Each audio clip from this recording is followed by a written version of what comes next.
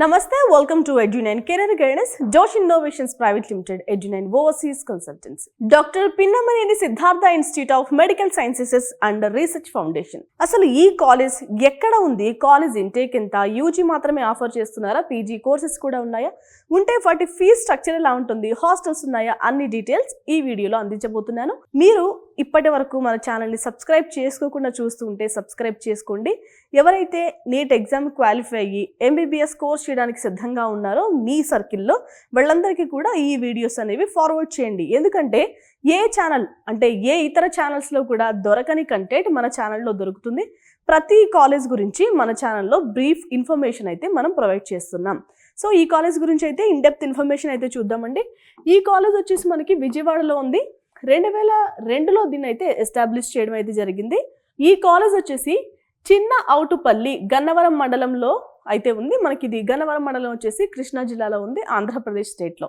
Right, ఇక ఏపీలో most of the colleges అన్నీ కూడా doctor NTR university of health sciences అండర్లోనే ఉంటాయి కదా, మీ అందరికీ తెలుసు. సో ఇప్పుడు నేను చెప్తున్న కాలేజ్ ఎన్ఎంసీ గుర్తింపు అయితే పొందిన కాలేజ్. ఓకే రైట్, ఇక టోటల్ ఎంబీబీఎస్ ఇంటేక్ ఎంత అంటే 150 సీట్లు అండి. అంటే ప్రతి సంవత్సరం ఎంబీబీఎస్ స్టూడెంట్స్ అనేవాళ్ళు 150 మంది వచ్చి జాయిన్ అవుతూ ఉంటారు. ఓకేనా. టీచింగ్ హాస్పిటల్ ఉందా అంటే టీచింగ్ హాస్పిటల్ మస్ట్ అండ్ షుడ్గా ఉండాలి ఏ హాస్పిటల్కైనా కూడా. లేదు అంటే కాలేజ్కి పర్మిషన్స్ అనేవి రావు. Okay, robust teaching hospital with 790 to 860 beds multiple స్పెషాలిటీస్తో అయితే మనకి టీచింగ్ హాస్పిటల్ అయితే అవైలబుల్గా ఉంది. మీరు ఒక కాలేజ్ని సెలెక్ట్ చేసుకుంటున్నప్పుడు హాస్పిటల్ అవుట్ పేషెంట్ డేటా కూడా చెక్ చేయాల్సిన అవసరం ఉంటుంది. ఎందుకంటే కొన్ని హాస్పిటల్స్లో వర్క్ ఫెసిలిటీస్ అన్నీ జరగవు. సో అక్కడ మనకి ప్రాక్టికల్ నాలెడ్జ్ అనేది రానే రాదు. పోనీ ఆ కాలేజ్లో లేకపోయినా కూడా ఫెసిలిటీస్ ఆ కాలేజ్ వాళ్ళు వేరే హాస్పిటల్తో లేదంటే గవర్నమెంట్ హాస్పిటల్తో కానీ ప్రైవేట్ హాస్పిటల్తో కానీ వేరే టీచింగ్ హాస్పిటల్తో టైఅప్లో ఉన్నారా లేదా అనేది కూడా చూసుకోవడం చాలా ముఖ్యం. ఓకేనా రైట్, ఇక వేరే డీటెయిల్స్ చూద్దాం. మోడర్న్ క్యాంపస్ అయితే ఉంది, హాస్టల్స్ ఉన్నాయి, రీసెర్చ్ ల్యాబ్స్ ఉన్నాయి, లైబ్రరీ ప్రొవైడ్ చేస్తున్నారు, క్లినికల్ ట్రైనింగ్ సెంటర్స్ కూడా ప్రొవైడ్ చేస్తున్నారు. ఓకే, హైలైట్స్ ఏంటండి ఈ కాలేజ్ గురించి అంటే రూరల్ హెల్త్ కేర్ పైన ఎక్కువ ఫోకస్ చేశారు, ఎథికల్ ప్రాక్టీస్ కూడా ఉంది, and academic excellence. So ethical practice మనకి గతంలో అయితే డాక్టర్స్ అనేవాళ్ళు ప్రోటోకాల్ ప్రకారమే మనకి ట్రీట్మెంట్ అనేది చేసేవారు. బట్ ఇప్పుడు అలా లేదు. మనం కూడా బాగా అలవాటు పడ్డాం. ఫీవర్ రాగానే ట్యాబ్లెట్ వేసుకుంటున్నాం. అసలు ప్రోటోకాల్ ప్రకారం ఒక ఫీవర్ వస్తే ఎన్ని రోజుల తర్వాత ట్యాబ్లెట్ వేసుకోవాలో తెలుసా? Comment below. అసలు మనం ఎంబీబీఎస్ కోర్స్ చేయాలి అంటే ఆ కాలేజీలో ఎంత ఇంటేక్ ఉంది కూడా చెక్ చేస్తూ ఉంటాం కదా.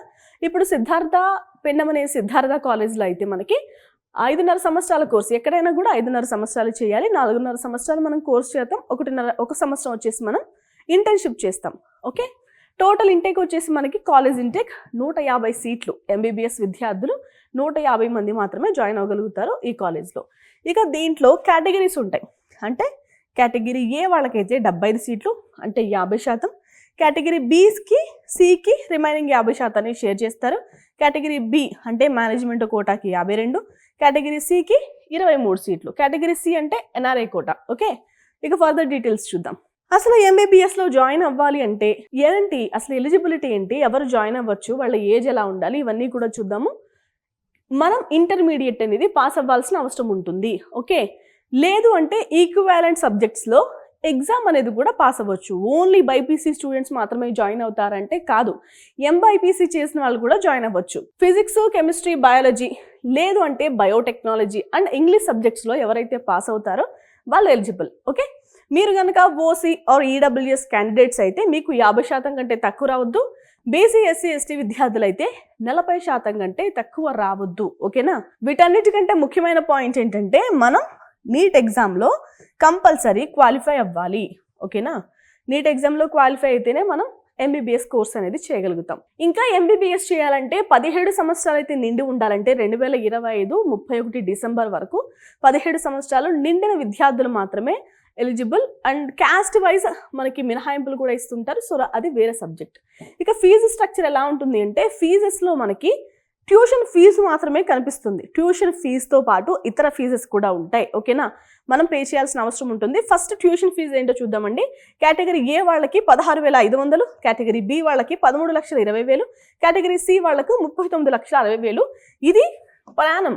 ఓకే, ప్రతి సంవత్సరం పే చేయాల్సిన ఫీజు. ఇక ఈ ఫీజెస్తో పాటు ఇప్పుడు నేను ఏవైతే ట్యూషన్ ఫీజెస్ చెప్పానో ఈ ట్యూషన్ ఫీజుతో పాటు ఇంకా admission fee, registration fee, maintenance fee, skill training fee, ఇక ఇతర ఫీజెస్ కూడా ఉంటాయి. కొన్ని కాలేజెస్ లైబ్రరీ ఫీజు ఛార్జ్ చేస్తాయి, ఈ లైబ్రరీ ఫీజు అని, సో ల్యాబ్ ఫీజు అని, సో డిఫరెంట్ ఫీజెస్ అయితే మన దగ్గర కలెక్ట్ చేస్తూ ఉంటారు. రిఫండబుల్ అంటే మనం కాషన్ డిపాజిట్ ఏవైతే చేస్తామో అవి మనకి రిటర్న్ ఇస్తారు, అంటే ఆ ఇయర్కి కంప్లీట్ అయిన తర్వాత. కొన్ని మాత్రం మనకి ప్రతి సంవత్సరం పే చేయాల్సిన అవసరం ఉంటుంది, కొన్ని మాత్రం first time single time admission తీసుకొచ్చినప్పుడు పే చేయాల్సిన అవసరం ఉంటుంది. సో కేటగిరీ ఏ వాళ్ళకి అదనపు ఫీజెస్ ఏంటి అంటే 1,50,000 రూపాయలు, కేటగిరీ బి వాళ్ళకి 1,60,000 రూపాయలు, ఇక కేటగిరీ సి వాళ్ళకి వచ్చేసి 1,70,000 రూపాయలు అయితే ఫీజు అనేది మనం ఎక్స్ట్రా పే చేయాల్సిన అవసరం ఉంటుంది వీటికి బదులుగా, అంటే వీటితో పాటు. ఇక ఫర్దర్ డీటెయిల్స్ చూద్దామండి.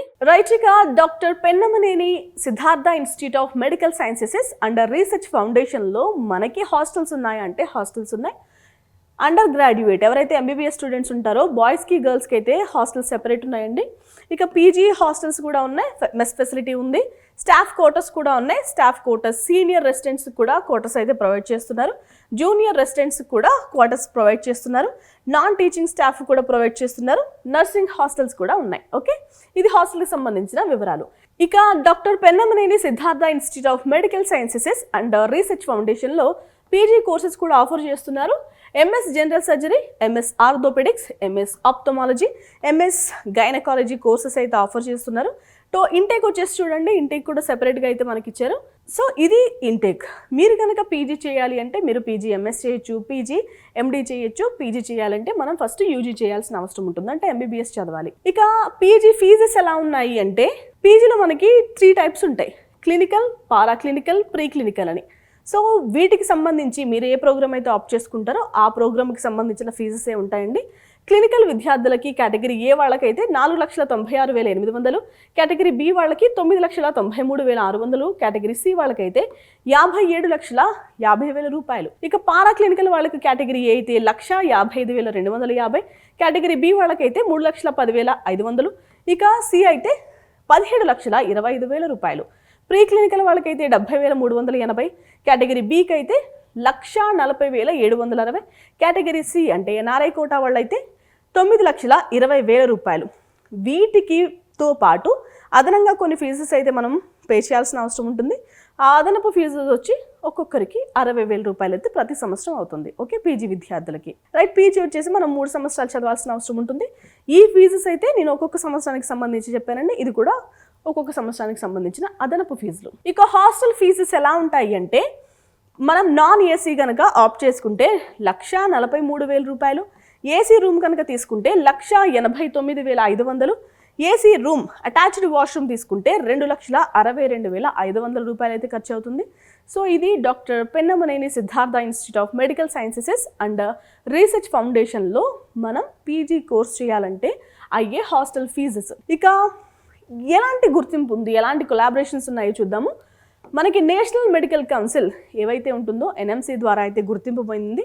Affiliated with doctor NTR university of health sciences, అంటే కాలేజ్లో జరిగే ప్రతి పనికి కూడా responsibility doctor NTR university of health sciences. ఒక ఎగ్జామ్ కండక్ట్ చేయాలన్నా, ఒక రిజల్ట్ ఇవ్వాలన్నా, ల్యాబ్ అంటే మనకి ప్రాక్టికల్స్ జరుగుతాయి కదా, ప్రాక్టికల్స్ కండక్ట్ చేయాలన్నా, వాటి రిజల్ట్స్ ఇవ్వాలన్నా కూడా ఈ కాలేజ్లో వాళ్ళే ఇస్తారు.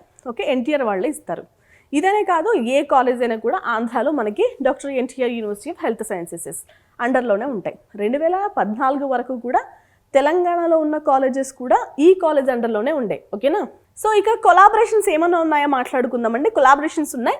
International medical and technological university Tanzania వాళ్ళతో అయితే వీళ్ళకి టైఅప్స్ అయితే ఉన్నాయి. మీకు గ్లోబల్ ఎక్స్పోజర్ కూడా కావాలి.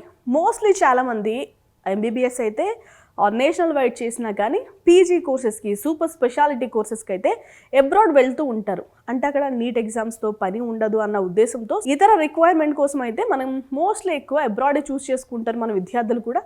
సో అలాంటి ఎక్స్పోజర్ ఇక్కడున్న కాలేజెస్లోనే రావాలి అంటే ఇలాంటి టైఅప్స్ ఉన్న కాలేజెస్ని సెలెక్ట్ చేసుకుంటే, అంటే 4 సంవత్సరాలు ఇక్కడ చదవడం, లేదంటే పీజీ కోర్స్ అక్కడ చేయడం, సో ఇలాంటి టైఅప్స్ అయితే ఉంటాయి. ఇక ఇతర వివరాలు అంటే మీరు ఈ కాలేజ్లో జాయిన్ అవ్వాలంటే మీకు అసలు ఎంత ర్యాంక్ వచ్చి ఉండాలో తెలుసా? ఇప్పుడు చూద్దాం.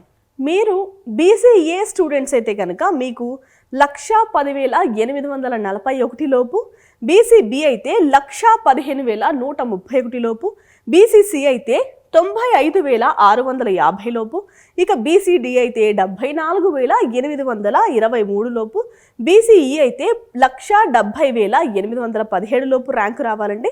ఇక ఓసీ విద్యార్థులు అయితే 64,659 లోపు, ఇక ఎస్సీ విద్యార్థులు అయితే 1,67,002 లోపు, ఇక ఎస్టీ విద్యార్థులు అయితే 2,47,454 లోపు అయితే మీకు ర్యాంక్స్ అయితే వచ్చి ఉండాలి.